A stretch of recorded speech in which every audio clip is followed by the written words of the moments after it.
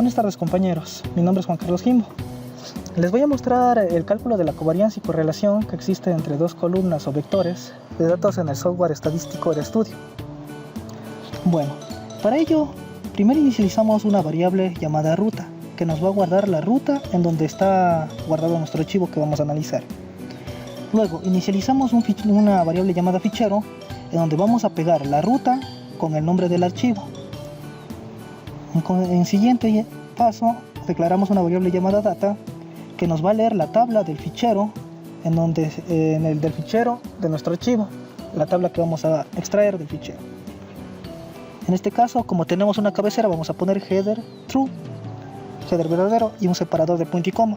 Eso depende de la tabla, ya que en otros casos puede estar puesto como un separador de coma, pero en nuestro caso solo es una coma. Inicializamos dos variables, la una se va a llamar cont, y la inicializamos con el valor de 0, y cont1 con el valor de 2. El cont1 lo que nos va a hacer es contar cada vez que hagamos una combinación entre una columna con otra, un análisis de una columna con otra. Bueno, en el primer for estamos analizando la primera columna, que se inicializa desde la primera columna y que nos recorre hasta la columna 12. En el segundo for estamos haciendo que se inicialice desde la cont1, desde la fila de cont1 hasta la fila 12. En el caso va a ser el conteo desde el cont1, que es valor 2, va a analizar desde la fila 2 hasta la fila 12. ¿Por qué hacemos esto? Porque cuando nosotros analizamos las columnas de la primera fila, tenemos que comenzar haciéndolo con la primera con la segunda, primera con la tercera, primera con la cuarta, hasta que lleguemos a la primera con la 12ª fila. Y antes de eso también inicializamos un if para poner con la condición mientras cont sea menor que 13. La razón es la siguiente, porque si nosotros realizamos el conteo desde el for 1, desde 1 hasta 12 filas, acá nos va a tomar el valor de cont1 como 14, y la fila 14 no existe, ni la 13 tampoco. Por ello solo le ponemos que recorra este for mientras sea menor que 13. Eso quiere decir hasta que solo se cumpla con el valor de 12. Y adentro de este for es en donde realizamos el cálculo de la covarianza y la correlación entre la fila que vamos del for 1 con la fila del for 2. En este caso vamos a hacer con la data de la fila 1 y data fila 2. En este caso I y J. Ya, aquí solo mandamos un mensaje para saber con qué estamos haciendo las comparaciones. En este caso va a ser entre la columna I y la columna J. Y imprimimos este mensaje para poder ir facilitándonos mejor el comprendimiento de estas combinaciones. Aquí imprimimos la varianza y la covarianza y la correlación, y realizamos la gráfica entre las columnas. Listo. Justo aquí, como podemos ver al finalizar los dos fors, lo que hacemos es imprimir el número de combinaciones para saber si coincide con el número de combinaciones que tendremos como resultado final. Para esto procederemos a ejecutar el programa.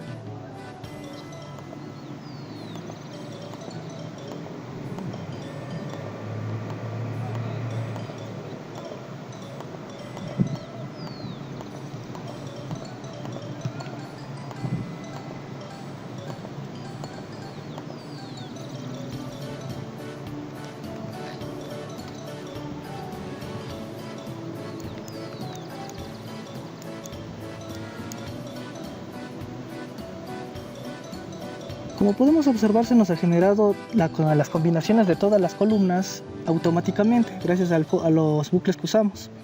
Como podemos ver, este es el mensaje que se mandaba dentro del for, que es entre la columna 1 y la columna 2. La covarianza es, y nos aparece el valor de la covarianza. Lo mismo entre la correlación y el valor que tenemos entre la correlación.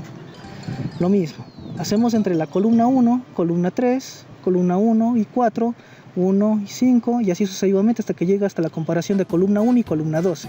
Cuando ya llega a la columna 1 y columna 12, procede a la siguiente columna.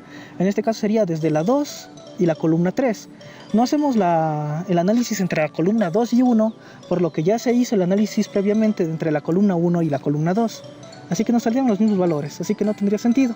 Por eso nos ayudamos de los bucles que tenemos ahí con el cont1, que es el que nos ayudaba a coger desde la siguiente fila y nos adelantaba con la siguiente fila del valor del primer for.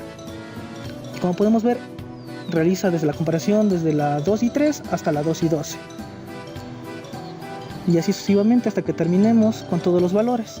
Cuando ya llega justo a la última fila, que es la fila 11 y la fila 12, termina el análisis de las columnas. Ya que la siguiente vendría a ser la columna 12 con la columna 12, pero no tiene sentido. Por eso solo le dejamos hasta la columna 11 y columna 12. Y como podemos observar, acá se nos ha generado las gráficas entre la relación que tienen los datos de una columna con otra. Como podemos ver, este es el último gráfico de lo que tenemos entre la columna 11 y la columna 12. Y si vamos hacia atrás, podemos ver las siguientes, como la columna 10 y columna 12, entre la columna 10 y columna 11, columna 9 y columna 12, ya que antes ya regresó solo realiza la comparación entre el número siguiente de filas del eje X. Si comenzamos aquí con la columna 9, nos va a realizar las combinaciones hasta la columna 10, hasta la columna 12. Como podemos ver, columna 9 y columna 12, columna 9 y columna 11, columna 9 y columna 10. Y ahí debería pasar ahora a las gráficas de la columna 8 con las otras columnas que va a realizar la comparación. Como columna 8, columna 12, columna 8, columna 12, así hasta que se realiza hasta columna 8 y columna 9. Como podemos ver aquí. Y aquí es donde termina esta fila de la columna 8.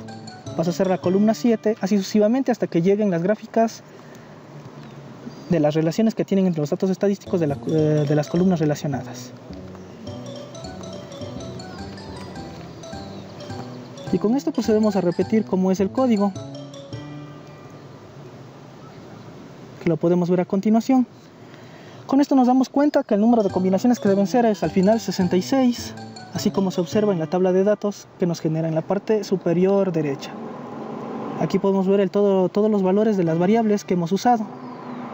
Cont termina en 66, que son las 66 combinaciones. Cont 1 viene a ser 14, ya que habíamos explicado que cont 1 comenzaba desde 2 y se iba a incrementar 12 veces y va a ser al final 14.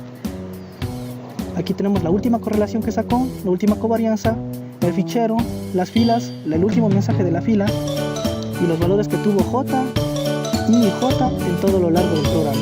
Y tenemos al final la ruta del archivo donde está guardado